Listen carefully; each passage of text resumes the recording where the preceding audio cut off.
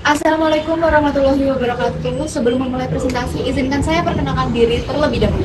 Nama saya Putri Cahri Roma dengan NIM A15 2025 03 206. Sebelum memasuki inti pembahasan, saya ingin mengajukan satu pertanyaan terhadap teman-teman semua.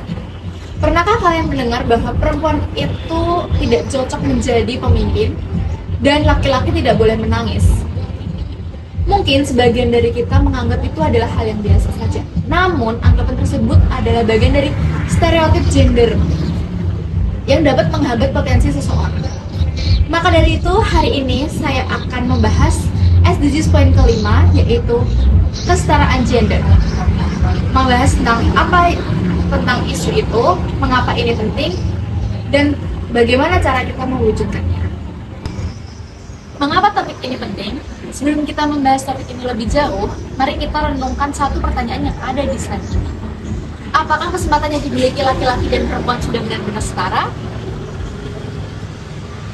Kesetaraan gender berarti semua orang memiliki kesempatan yang sama, seperti pendidikan, hak, kepemimpinan, serta bekerja, berpendapat, belajar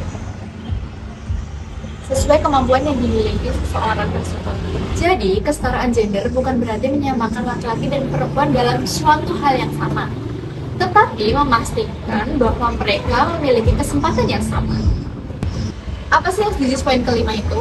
SDGs poin kelima yaitu adalah kesetaraan gender.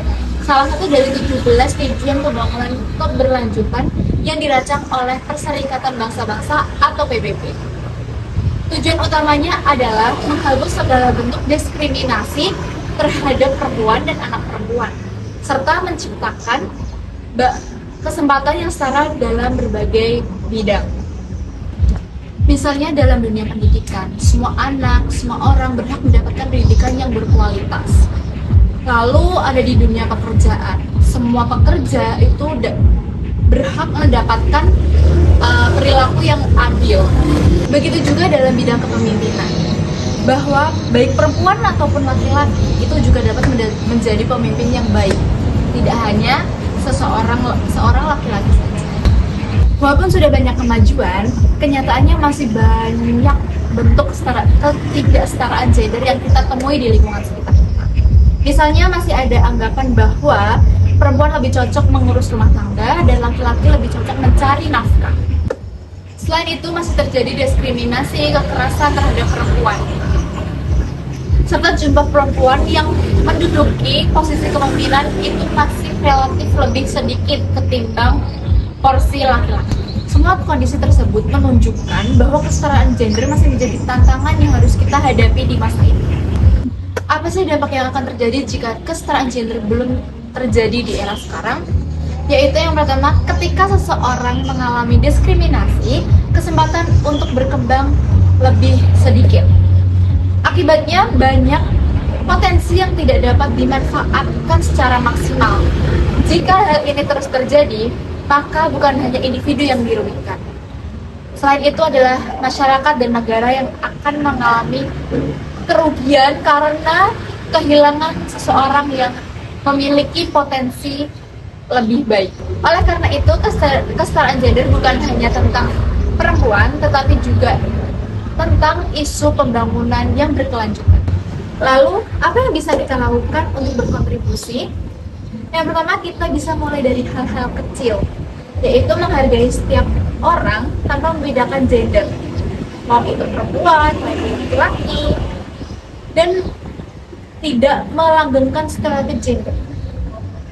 Mendukung kesempatan pendidikan yang setara, serta berani menolak tindakan diskriminasi terhadap perempuan. Sebagai mahasiswa, kita juga dapat menjadi agen perubahan dengan menyebarkan nilai-nilai kesetaraan melalui lingkungan kampus maupun media sosial. Perubahan besar selalu dimulai dari hal-hal kecil yang kita lakukan. Namun, kita harus juga melakukannya secara konsisten. Sebagai penutup, saya ingin menegaskan bahwa kesetaraan gender bukan berarti memberikan keistimewaan pada salah satu pihak, namun juga memberikan kesempatan kedua belah pihak, maupun itu laki-laki ataupun perempuan.